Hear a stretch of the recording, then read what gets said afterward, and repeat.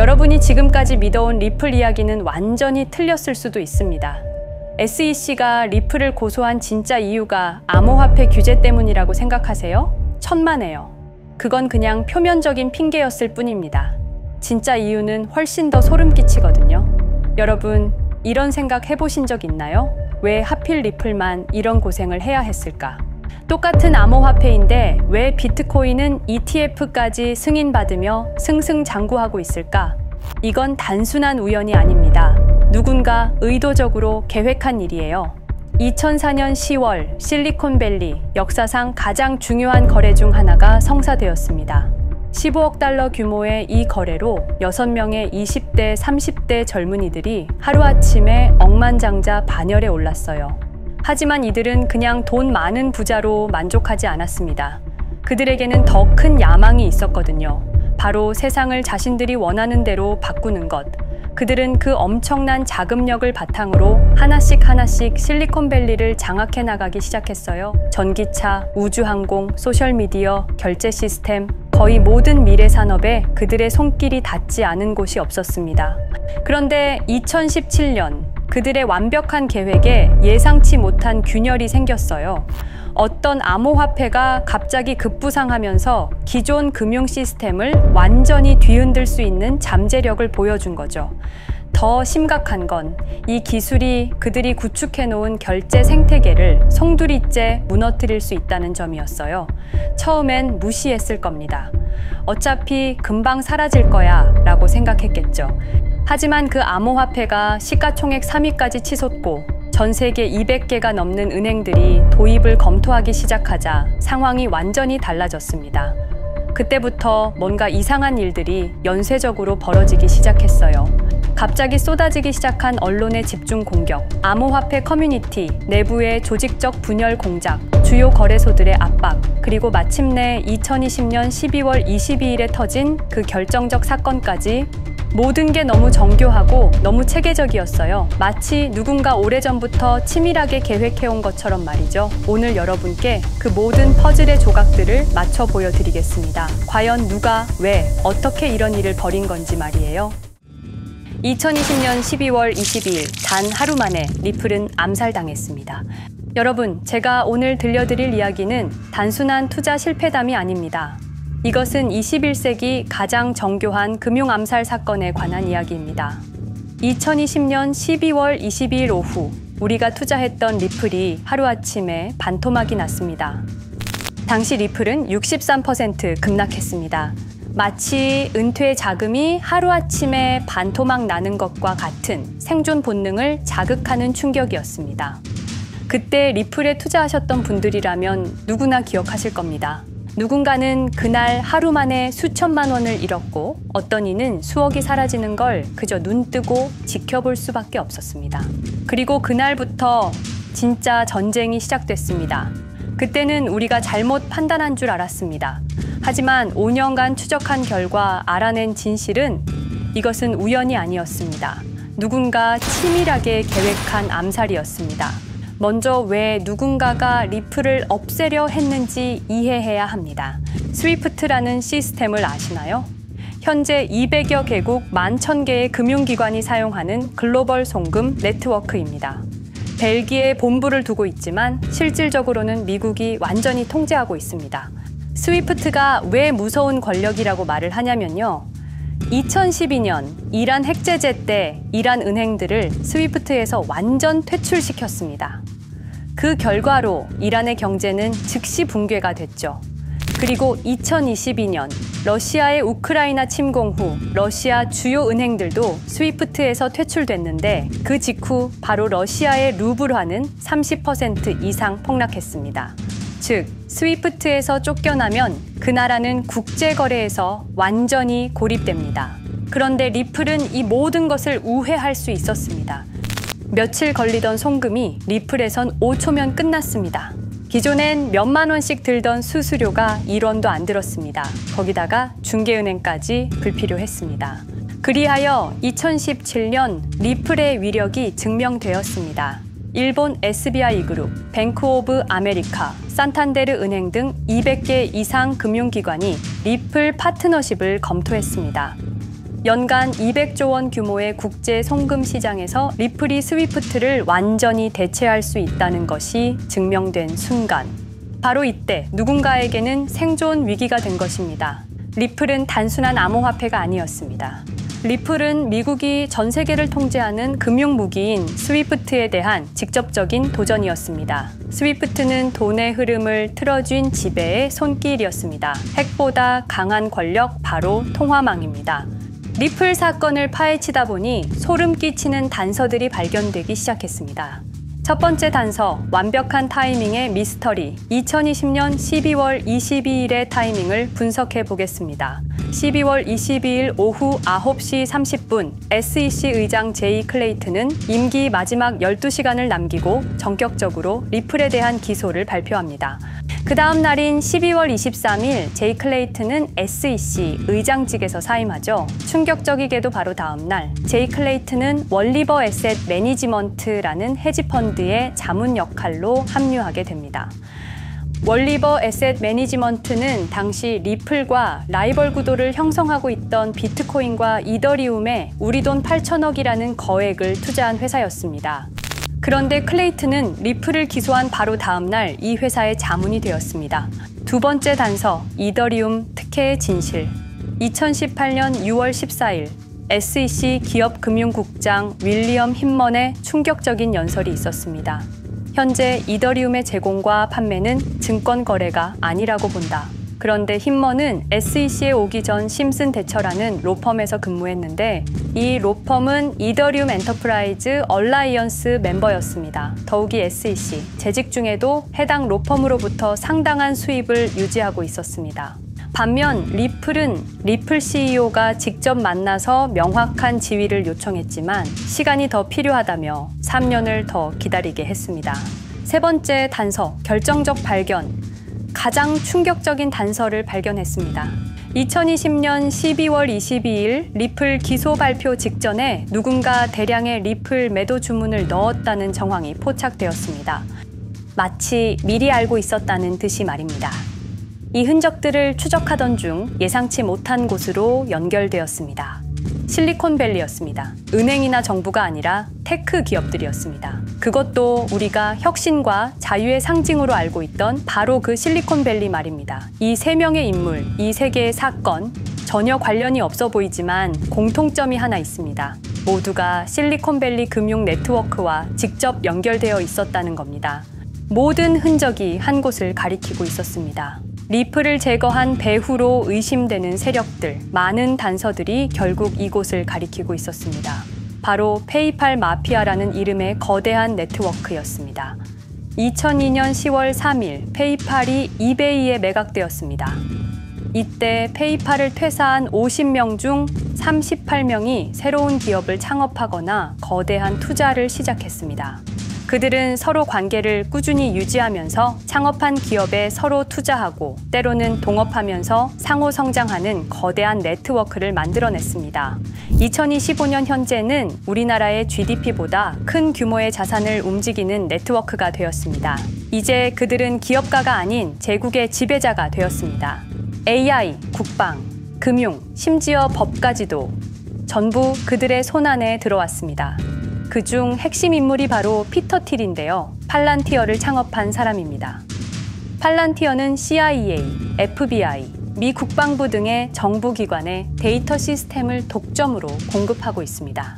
피터 틸이 직접 설립하거나 자문을 한 회사만 무려 59개나 되는데요. 가장 유명한 사례는 페이스북의 첫 외부 투자자였다는 겁니다. 우리 돈 약 6억 정도를 투자해서 수조 원의 수익을 올렸거든요. 그리고 나서 2025년 트럼프 2기 행정부의 공동인수위원회 의장으로 발탁이 된 인물입니다. 2001년 충격적인 9.11 테러 후 그는 우리의 사기 탐지 기술을 국가 안보에 쓸 수 있다며 2003년 팰런티어를 창업했습니다. 창업과 동시에 CIA의 벤처 펀드 인큐텔로부터 투자를 받았습니다.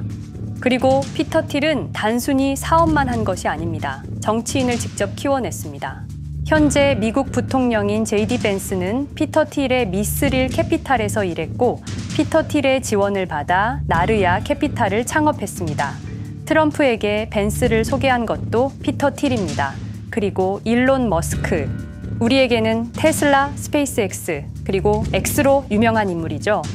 머스크 역시 트럼프 2기 행정부에 입각해서 정부 효율 성부, 도지의 수장으로 일했습니다. 연방정부 전체의 예산 삭감 권한을 가진 엄청난 자리였습니다만 지금은 트럼프와 갈등을 벌이고 있기도 하죠. 그런데 그가 트럼프의 2024년 대선 최대 후원자라는 건 변하지 않습니다. 무려 2억 9,148만 달러, 우리 돈으로 약 4,300억 원을 기부했는데요. 머스크는 그때부터 기술과 권력을 통합하려는 제국 건설에 나섰습니다.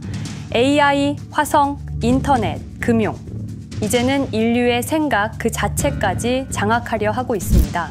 머스크는 원래 트럼프 지지자가 아니었습니다. 오히려 바이든을 지지했죠. 하지만 바이든 정부가 백악관 전기자동차 정상회담에서 GM과 포드는 초대하고 테슬라의 수장인 자신은 제외시키자 마음의 상처를 입은 머스크는 공화당 지지자로 돌아섰습니다. 그리고 머스크의 시장 조작 능력은 이미 입증되었습니다. 2021년 5월 환경 문제로 비트코인 결제 중단이라는 트윗 하나로 비트코인을 폭락시킨 후 뒤로는 더 싸게 매집했습니다. 그리고 데이비드 sak스, 현재 백악관 AI 및 암호화폐 차르로 있는 인물이죠. 모든 암호화폐 정책 최종 결정권을 가진 자리에도 페이팔 마피아가 장악한 겁니다. 마지막으로 제드 맥켈럽, 우리에게는 리플의 배신자로 알려진 인물인데요. 아시는 것처럼 리플 공동 창업자였지만 리플을 나와서 스텔라루멘을 출시한 사람입니다. 2013년 리플 퇴사 후 90억 개의 리플을 보유한 상태로 갈등을 벌이다가 결국 2022년 7월까지 리플을 완전 매도해서 4조 2천억의 천문학적인 수익을 올렸습니다. 자, 그런데 여기서 기묘한 커넥션이 나오는데요. 2025년 6월 페이팔의 페이팔 USD가 스텔라루멘 체인으로 이전을 발표합니다. 그리고 SEC 의장 제이 클레이튼도 이들과 연결되어 있었습니다. 클레이튼이 리플 기소 후 바로 합류한 월리버 에셋 매니지먼트는 페이팔 마피아들이 투자한 회사였고 원래는 비트코인, 이더리움에 8천억 정도를 투자했다고 알려져 있었지만 올해 초 내부 기밀 문서가 유출되는 사건이 발생합니다. 그 문서에는 스텔라루멘에 700억가량 투자했다는 사실과 피터 틸의 팔란티어 주식 1조 6천억 원어치, 그리고 페이팔 USD에 대한 투자 내용도 있었습니다. 더욱 충격적인 건 리플 경쟁사들의 집중적인 투자를 이어오고 있었다는 겁니다. 이제 모든 퍼즐이 맞춰지는 느낌이죠. 페이팔 마피아의 리플 제거 작전을 시간 순으로 정리해보자면 1단계, 내부 침투. 제드 맥켈럽이 리플 공동 창업자로 참여해 핵심 기술을 습득한 후 2013년 의도적 갈등 조성 후 퇴사. 90억 개의 리플을 보유한 채 시한폭탄을 설치했습니다. 2단계, 정부 인프라 구축. 피터 틸의 팰런티어가 2003년 CIA 벤처 펀드 투자로 창업 후 2020년까지 주요 정부기관 핵심 시스템을 장악했습니다. 3단계, 경쟁사 특혜 공작. 윌리엄 힌먼을 통해 2018년 6월 이더리움은 증권이 아니다 발언을 이끌어내면서 리플을 3년간 의도적으로 지연시켰습니다. 4단계, 마지막 일격. 제이 클레이튼이 임기 마지막 12시간 전에 리플을 기소한 후 다음 날 사임, 바로 그 다음 날 리플 경쟁사에 투자하는 회사의 자문으로 합류했습니다. 5단계, 대체제 준비. 2023년 8월 페이팔 USD 스테이블 코인을 출시하고 2025년 6월 제드의 스텔라 블록체인으로 확장을 발표했습니다. 제드의 리플 매도 자금이 스텔라 개발에 투입되었습니다. 6단계, 정치권 완전 장악. 데이비드 sak스가 모든 암호화폐 정책 최종 결정권을, 일론 머스크가 정부 예산 삭감 권한을, 피터 틸이 트럼프 인수위원회 공동의장직을 차지했습니다. 동시에 테크 기업들의 로비 활동도 급증했습니다. 메타는 2024년 역대 최고 금액인 2,443만 달러를 로비로 지출. 메타의 로비스트는 2016년 31명에서 2024년 65명으로 증가했는데요. 의원 8명당 로비스트 1명을 붙인 꼴입니다. 아마존은 의원 6명당 1명씩 담당 로비스트가 붙을 정도로 규모를 확대했고요. 17단계, 경쟁 세력 완전 제거. 데이비드 sak스가 백악관 정책 담당자로 취임한 지 2주 만에 리플이 지난 수년간 워싱턴에 배치해 놓은 주요 로비스트들이 하루아침에 모두 축출되었습니다. 공식적인 이유는 이해관계 충돌이었지만 실제로는 경쟁 세력 제거 작전이었습니다.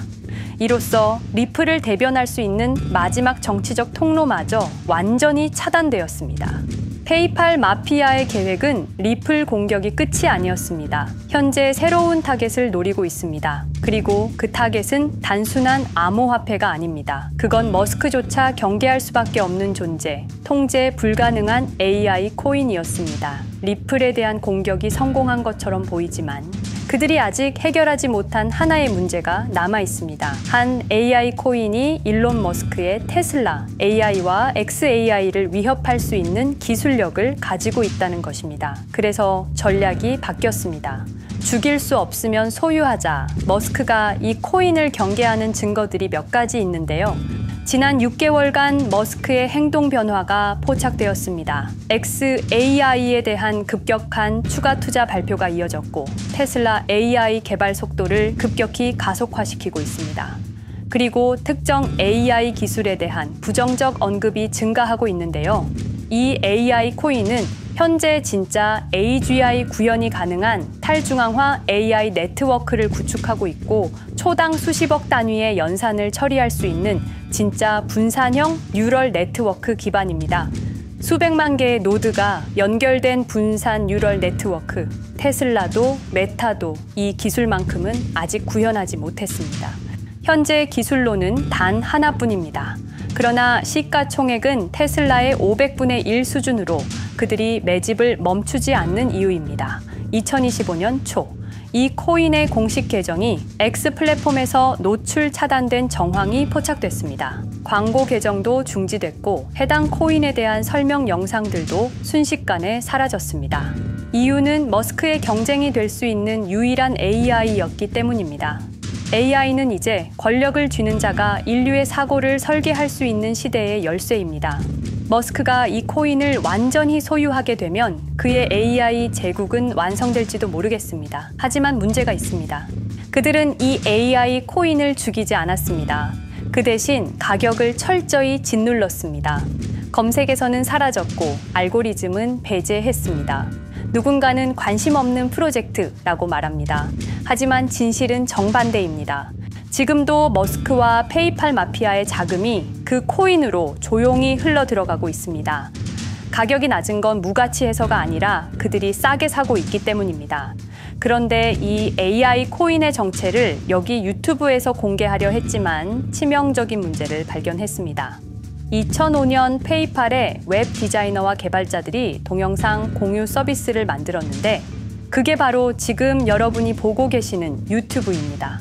체드 헐리, 스티브 첸, 자베드 카림, 유튜브 창립자들도 모두 페이팔 출신입니다. 게다가 일론 머스크는 현재 X를 소유하고 있습니다. 이러한 플랫폼들에서 그들의 AI 제국을 방해하는 정보를 공개하면 검열당할 위험이 있습니다. 그런데 제가 이 코인의 정체를 세상에 폭로한 게 이번이 처음이 아닙니다. 어떤 이유에선지 그 영상은 삭제되었고 이후 채널도 더는 운영할 수 없게 되었습니다. 커뮤니티 가이드라인을 위반한 적은 없었지만 불편한 진실이 다뤄질 때마다 이런 일이 반복됐습니다. 이건 단지 투자 종목 하나를 공유하는 문제가 아닙니다. 이건 우리가 감시와 통제에 맞서 싸울 수 있는 유일한 기회입니다. 영상의 댓글란에 저항이라고 2글자를 남겨주시고 010-5528-2156 이 번호로 저항 2글자만 문자로 보내주세요. 그럼 당신은 지금 머스크가 검열하고 페이팔 마피아가 조용히 매집 중인 그 AI 코인의 정체를 가장 먼저 알게 될 것입니다. 우리는 지금 역사의 분수령을 지나고 있습니다. 진정한 탈중앙화 금융이 실현될 뻔했지만 페이팔 마피아의 방해로 더 강력하고 교묘한 지배자들이 통제하는 세상이 오고 있습니다. 페이팔 마피아가 완성하려는 새로운 세계는 팔란티어를 통해 모든 거래를 실시간으로 감시하고 페이팔의 페이팔 USD를 통해 정부 마음대로 계좌를 동결시킬 수도 있고 차세대 스위프트를 통해 우리의 거래를 통제하고 AI 기술 독점을 통해 인류의 사고방식마저 장악하려는 겁니다. 하지만 완전히 포기하기엔 너무 이릅니다. 왜냐하면 진실을 아는 사람들이 늘어나고 있고 브릭스가 여기에 대한 대안을 만들고 있으며 리플의 기술적 우수성은 여전히 변하지 않았고 아직 머스크가 완전히 통제하지 못한 진짜 AI 혁명의 씨앗인 이 코인이 남아있기 때문입니다. 규제 환경이 바뀌고 진실이 밝혀지면 리플은 언제든 재평가받을 수 있습니다. 리플 홀더들이 당한 것은 개인 투자 실패가 아니었습니다. 이것은 21세기 금융 권력 투쟁에서 일어난 결정적 전투였습니다. 리플은 비록 일시적으로 억압받고 있지만 진정한 탈중앙화 기술은 결코 사라지지 않습니다. 하지만 이 전쟁은 아직 끝나지 않았습니다. 우리가 아무것도 하지 않으면 그들은 모든 것을 가져갈 겁니다. 머스크와 페이팔 마피아는 이 시대 최고의 지배자들입니다. 하지만 그들도 막지 못하는 단 하나가 있습니다. 바로 진실을 알아버린 개인들입니다. 우리는 지금 그들에 맞설 수 있는 거의 유일한 순간에 서 있습니다. 한 통의 문자, 그것은 단순한 신호가 아닙니다. 지금 움직이는 자만이 미래를 차지할 수 있습니다. 지금까지 이 긴 이야기를 들어주셔서 감사합니다. 제가 말씀드린 모든 것들은 사실을 기반으로 하며 대부분 공개된 기록들입니다. 기억하십시오. 우리가 침묵하는 순간 그들의 승리는 완성됩니다. 리플은 억압받았지만 그 정신은 살아남았습니다. 그리고 언젠가 진짜 자유로운 AI가 세상에 다시 등장할 그날까지 우리는 싸움을 멈추지 않을 것입니다. 010-5528-2156 이 번호로 저항 두 글자만 문자 보내주세요. 이 정보는 지금 공개적으로 전할 수 없습니다. 저항이라는 신호를 보내주신 분들께 제가 직접 확인 후 순차적으로 보내드리겠습니다. 당신의 작은 선택이 우리 모두의 미래를 바꿀 수 있습니다. 지금이 바로 우리가 다시 시작할 순간입니다. 저항에 동참해주세요.